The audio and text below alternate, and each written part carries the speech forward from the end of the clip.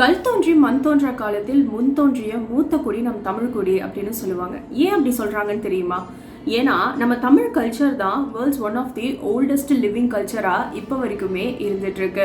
நம்மளுடைய தமிழ் நாகரீகம் 5000 வருஷத்துக்கு மேல பழமையானது. கரெக்டா சொல்லணும்னா இண்டஸ் வேலி சிவிலைசேஷனோட ரொம்ப பழமையானது அப்படின்னு நான் சொல்ல கிடையாது. கீழடி, அடிச்சநல்லூர், கொடுமணல், பூம்புகார் போன்ற இடங்கள்ல நடத்தப்பட்ட அகழாய்வுல நம்மளுடைய பண்டைய தமிழர்கள் ரொம்பவே ஒரு ஆர்கனைஸ்டான நகர வாழ்க்கையை வாழ்ந்திருக்காங்க அப்படின்னு கண்டுபிடிச்சிருக்காங்க. ஆனா நம்ம பண்டைய தமிழர்கள் எந்த அளவுக்கு அட்வான்ஸா இருந்திருக்காங்கன்னு தெரியுமா? நான் ஷைலு. ஆரம்பிக்கலாமா?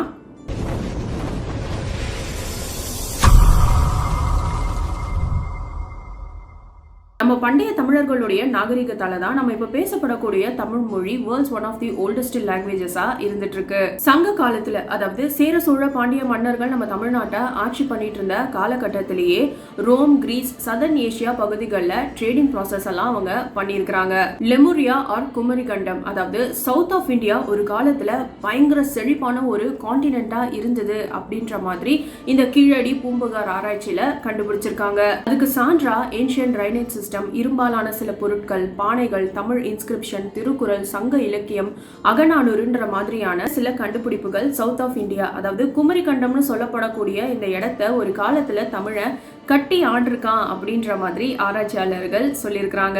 இதெல்லாம் விட ரொம்ப முக்கியமா அந்த காலத்திலேயே அவங்க வாழ்ந்த அந்த நகர வாழ்க்கைக்கான சில முக்கியமான விஷயங்களை அடுத்த தலைமுறைக்கு அவங்க விட்டுட்டு போயிருக்கிறாங்க. இப்போ வரைக்குமே நம்ம அதை பார்க்கும்பொழுது அது சின்ன சின்ன விஷயமா தெரிஞ்சாலும் அதுக்குள்ள நிறைய அர்த்தங்களை நமக்கு சொல்லிட்டு போயிருக்கிறாங்க. ஃபார் எக்ஸாம்பிள், நிறங்கள், அதாவது கலர்ஸ் எடுத்துக்கிட்டோம் அப்படின்னு கலர்ஸை நம்ம எப்பவுமே கலர்ஸா மட்டும் தான் பார்ப்போம். ஆனா பண்டைய தமிழர்கள் ஒரு கலருக்கு பின்னாடியும் ஒரு பெரிய வரலாறையே உருவாக்கிட்டு போயிருக்கிறாங்க. ஃபார் எக்ஸாம்பிள், நீல நிறத்தை எடுத்துக்கிட்டீங்க அப்படின்னாக்கா ப்ளூ ஆல்வேஸ் ரெப்ரசன்ட்ஸ் பாய்சன். நச்சுத்தன்மை பொருந்திய பொருட்களுக்கு நீல நிறத்தை குறிப்பிட்டிருக்காங்க. சப்போஸ் பாம்போட விஷம் பட்டுச்சா வெள்ளை கலர்ல இருக்கிற பால் ப்ளூ கலர்ல மாறுறது. பார்க்கடலை கடைஞ்சி எடுத்து சிவபெருமான் விஷத்தை குடிக்கும் பொழுது அவருடைய தொண்டை பகுதியில நீல நிறமா இருக்கிறது. ஒரு சில படங்கள்ல விஷத்தை சாப்பிட்ட உடனே உடம்பு ஃபுல்லா நீல நிறமா மாறுறதுன்ற மாதிரியான விஷயங்கள் எல்லாம் இப்போ வரைக்குமே நம்மளுடைய தமிழ் சினிமால இருந்துட்டு தான் இருக்குது. ஏன் அப்படின்னு பாத்தீங்கன்னா பண்டைய தமிழர்கள் இயற்கையோட ஒன்றிய ஒரு வாழ்க்கையை தான் வாழ்ந்திருக்கிறாங்க. அதனால இந்த பாம்பு, சில மீன் வகைகள், சில நச்சு தாவரங்கள்லாம் பாத்தீங்க அப்படின்னா பெரும்பாலும் நீல நிறத்துல தான் இருந்திருக்கு, இல்லனா நீலம் கலந்த பச்சை நிறத்துல இருந்திருக்குது. அதனால நீலம் அப்படின்னாலே நச்சு அப்படிங்கிற ஒரு அடையாளத்தை அதுக்கு கொடுத்துட்டாங்க. அண்ட் நம்மளுடைய மாடர்ன் சயின்ஸ்லயே பார்த்துக்கிட்டு ஒரு சில பாய்சனஸ் கெமிக்கல் சால்ட்ஸ் எல்லாம் ப்ளூ கலர்ல தான் இருக்கும். அண்ட் அதே மாதிரி காவி நிறத்தை எடுத்துக்கிட்டீங்க இப்போ வரைக்குமே நம்ம சொல்லக்கூடிய பெயர் சாமியார் கலர். காவி நிறத்துக்கு பின்னாடி இருக்கக்கூடிய வரலாறு என்ன அப்படின்னு பாத்தீங்கன்னா, காவி நிறம் அப்படிங்கிறது நெருப்புக்கான ஒரு நிறம், சிவபெருமானுக்கான ஒரு நிறம். அக்னியில இருந்து இந்த காவி கலர் பிறந்தது அப்படின்றதுனாலே இதுக்கு நிறைய எனர்ஜி இருக்குதுன்னு ஆன்மீக பாதையில, அதாவது துறவியா ஆகணும்னு நினைக்கிறவங்க இந்த அக்னி பாதையில போறதுக்கு இந்த கலரை பயன்படுத்திக்கிட்டாங்க. அண்ட் அதுக்கப்புறம் இது கடவுளுக்கான ஒரு நிறமாவே மாறிடுச்சு. அடுத்தது மஞ்சள் நிறம். மங்களகரத்தை குறிக்கிறதுக்கு எப்பவுமே மஞ்சள் நிறத்தை தான் பயன்படுத்திருக்காங்க. பெரும்பாலும் மஞ்சள் நோயை குணப்படுத்துறதுக்கும் நச்சுத்தன்மையை அகற்றுறதுக்கும் பயன்படுத்துறதுனாலேயே இது ஒரு புனிதமான தெய்வீகமான நிறமா பார்க்கப்பட்டது. அடுத்தது கருப்பு நிறம். வேர்ல்டுல இருக்கிற நிறைய பேருக்கு ரொம்ப ரொம்ப ஃபேவரட்டான கலர் எது அப்படின்னு பாத்தீங்கன்னா அது கண்டிப்பா கருப்பு நிறம் தான். அதை நம்ம பண்டைய தமிழர்களும் ஒத்துக்கிட்டாங்க அப்படிங்கிறது தான் இதுல ரொம்பவே ஆச்சரியமான ஒரு விஷயம். ஏன்னா பண்டைய தமிழர்கள் இந்த கருப்பு கலரை ரொம்ப ரொம்ப வலிமையான, பாதுகாப்பான, அதே சமயத்துல மர்மம், எதிர்ப்பு, தீயவற்றை விளக்கக்கூடிய ஒரு கலரா இத சொல்லியிருக்கிறாங்க. அதனாலதான் அந்த காலத்துல கடவுளுடைய சிலைகளை கூட அவங்க கருப்பு கல்லால வடிவமைச்சிருக்காங்க. கருவில் இருக்கக்கூடிய உயிரின் ஆதாரமே கருப்பு தான். கரிமண் கையில இருந்தா பசும்பாலும் பெருகோன்னு கருப்புக்கு ஒரு புதிய அடையாளத்தையே கொடுத்துட்டு போயிருக்காங்க நம்ம பண்டைய தமிழர்கள். சோ இனிமே யாராவது உங்களை கருப்பு கலர் போடக்கூடாது அப்படின்னு சொன்னாங்கன்னா அவங்க கிட்ட சொல்லுங்க, போடா, ஆண்டவனே நம்ம பக்கம் இருக்கா. இப்போ நான் சொல்ல போற இந்த 2 கலர் தான் அந்த காலத்துல வாழ்ந்த தமிழர்கள் ரொம்ப ரொம்ப வலிமையான நிறம் அப்படின்னு சொல்லிட்டு போயிருக்காங்க. அதுல ஒண்ணு சிகப்பு நிறம். பண்டைய தமிழர்கள் சிகப்பு நிறத்தை பெண்களுக்கான ஒரு நிறமா சொல்லியிருக்கிறாங்க. ஏன்னா சிகப்பு நிறம் அப்படிங்கிறது உயிர், காதல், ரத்தம், தெய்வீகமான ஒரு நிறமா பார்க்கப்பட்டுச்சு. ஒரு உயிர் பிறக்கிறதுல இருந்து வாழ்க்கை, கோபம், தாய்மை, பாதுகாப்பு, அவ்வளோ ஏன் மணமேடையில ஒரு பெண்ணை கூட்டிட்டு வந்து உட்கார வைக்கும் பொழுது கூட சிகப்பு குங்கும கலர்ல புடவை கட்டி தான் எடுத்து உட்கார வைப்பாங்க. மன வாழ்க்கை ரொம்பவே வளமா போகணும், அதுக்கப்புறம் உயிர் ஒளியோட அது நல்லபடியா கண்டினியூ ஆகணும் அப்படிங்கிறதுக்காக இந்த சிகப்பு நிறத்தை அவங்க சொல்லியிருக்கிறாங்க. அதே மாதிரி வெள்ளை நிறம் ஆண்களுக்கான ஒரு நிறமா இருந்திருக்குது. சோ வெள்ளை அப்படின்னா நெறி, சுத்தம், ஞானம், அமைதி, தர்மம், ஆண்மைக்கான ஒரு நிறமா இருந்திருக்கு. இப்படி ஆணும் பெண்ணும் சமம் அப்படிங்கறத குறிக்கிற வகையில நம்ம பண்டைய தமிழர்கள் என்ன பண்ணிருக்காங்கன்னு தெரியுமா? அந்த காலத்துல இருந்த கோவில்களுடைய மதுள் சிவர்கள்ல ஃபுல்லா சிவப்பு மற்றும் வெள்ளை கோடுகளை பயன்படுத்தி இருக்காங்க. இப்ப வரைக்குமே இந்த பிராக்டிஸ் கண்டினியூ ஆயிட்டு இருக்கு. இந்த கோவில்கள் தான் தமிழனுடைய நாகரிகத்துக்கு ஒரு அடையாளமா இப்ப வரைக்குமே இருந்துட்டு இருக்கு.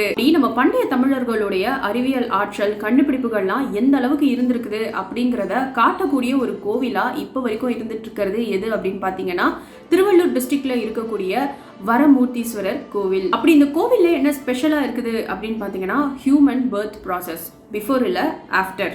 ஆணுடைய விந்தணு எப்படி இருக்கும், பெண்ணுடைய கருமுட்டையை சேர்ந்ததுக்கு அப்புறம் என்ன நடக்கும், ஜைகோட் ஃபார்மேஷன், கருவறைக்குள்ள குழந்தை எப்படி வளருது, தொப்புள் கொடி முதற்கொண்டு ரொம்பவே தத்ரூபமா இந்த கோவில்ல இருக்கிற கல்வெட்டுல செதுக்கி வச்சிருக்காங்க.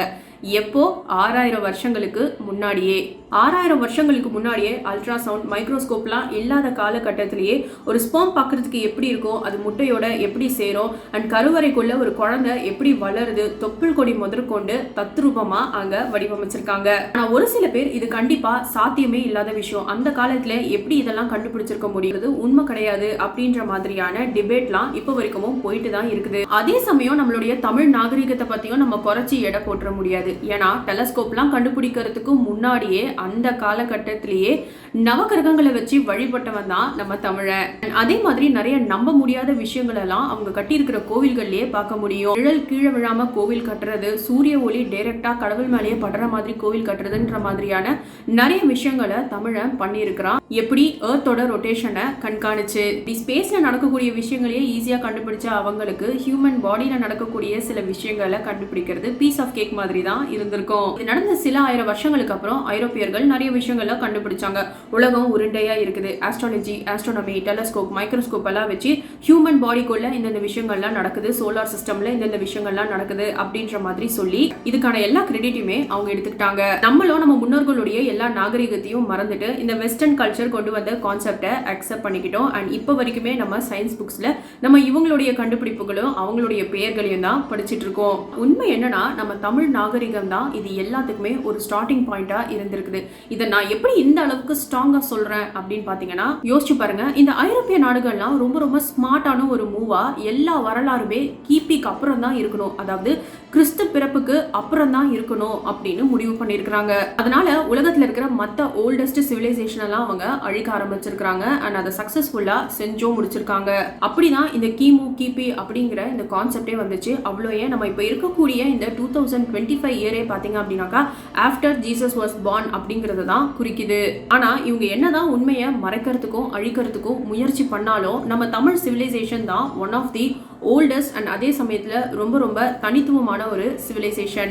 எந்த அளவுக்கு பழமையான ஒரு சிவிலைசேஷன் அப்படின்னு பாத்தீங்கன்னா 13600 வருஷங்கள் பழமையான ஒரு நாகரிகம் தான் நம்ம தமிழர்களுக்கான நாகரிகம். 13600 வருஷங்கள்ல நம்ம நிறைய யுகங்களை கிராஸ் பண்ணி வந்திருக்கோம். அண்ட் இதுல ஒரு சில யுகங்கள்ல கடவுள் பூமியில வாழ்ந்திருக்கிறாரு அப்படின்ற மாதிரியும் நம்மளுடைய புராண கதைகள்லாம் சொல்லுது. அப்படி நம்மளுடைய தமிழ் சங்கத்தை முதல்ல தொடக்கி வச்சது யாரு அப்படின்னு பாத்தீங்கன்னா சிவபெருமான சொல்றாங்க. சான்றா கட்டப்பட்ட நிறைய கோவில்களும் கல்வெட்டுகளும் இப்ப வரைக்குமே இருக்கு. அதுக்கப்புறம் இந்த ஐரோப்பிய நாடுகள் மொத்த உலகத்தையும் டேக் ஓவர் பண்ணிட்டாங்க. அண்ட் அவங்களுடைய ஹிஸ்டரி, கல்ச்சர், சயின்ஸ் சொல்லிட்டு இதெல்லாம் திணிச்சு அவங்க ஒரு பெரிய ஆள் ஆகணும் அப்படின்னு நினைச்சாங்க. அதுக்கு அவங்க டார்கெட் பண்ண ஒரு இடம் தான் நம்மளுடைய குமரி கண்டம். முதல்ல போர்ச்சுகீஸை சேர்ந்த வாஸ்கோட காமா நம்ம இந்தியாவை கண்டுபிடிச்சாரு. அதுக்கப்புறம் சில 1000 வருஷங்களுக்கு அப்புறம் பிரிட்டிஷ் நம்ம இந்தியாக்குள்ள வந்தாங்க. நம்மளுடைய மொத்த வளங்கள், ஹிஸ்டரி, கண்டுபிடிப்புன்னு எல்லாத்தையுமே அவங்க சூறையாடினாங்க. நிறைய கோவில்களையும் கல்வெட்டுகளையும் அழிக்கவும் செஞ்சாங்க. இந்தியாவை டேக் ஓவர் பண்றதுக்கு முன்னாடி வரைக்கும் வெஸ்டர்ன் கல்ச்சர் எந்த ஒரு கண்டுபிடிப்புமே பண்ணல. ஆனா இந்தியாவை டேக் ஓவர் பண்ண சில வருஷங்கள் கழிச்சு ஒரு விஷயமா அவங்க கண்டுபிடிக்க ஆரம்பிக்கிறாங்க. டெலஸ்கோப், மைக்ரோஸ்கோப், பிளானட்ஸ், கிராவிட்டின்னு சொல்லிட்டு எல்லாத்தையும் கண்டுபிடிச்சு இவங்க கண்டுபிடிச்சாங்க அப்படின்னு எல்லாத்துக்கும் ஒரு பேரை வச்சு வெஸ்டர்ன் கண்ட்ரீஸ்ல இருக்கிறவங்க தான் இருக்கிறதுலே ஜீனியஸ் அப்படின்னு மொத்த உலகத்தையும் நம்ப வச்சுட்டாங்க.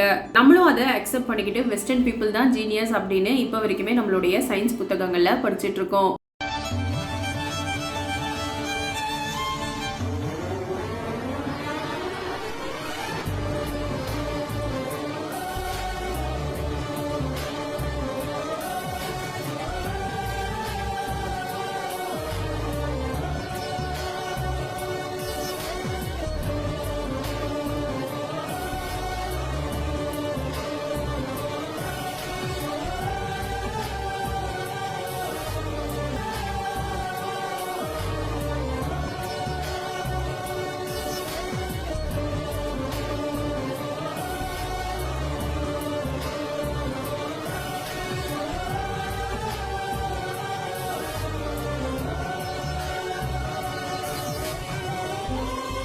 ஆனா உண்மை என்னன்னா 13,600 வருஷங்களுக்கு முன்னாடியே நம்மளுடைய தமிழ் நாகரிகத்துல இவங்க கண்டுபிடிச்சேன்னு சொன்ன இந்த விஷயங்கள்லாம் பயன்பாட்டுல இருந்திருக்குது.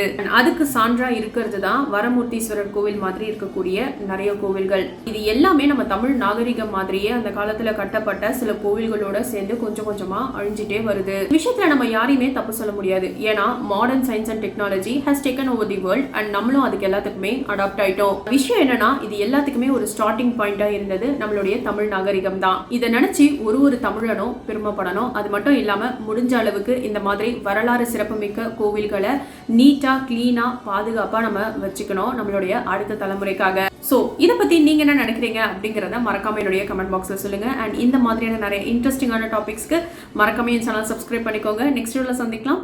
நன்றி.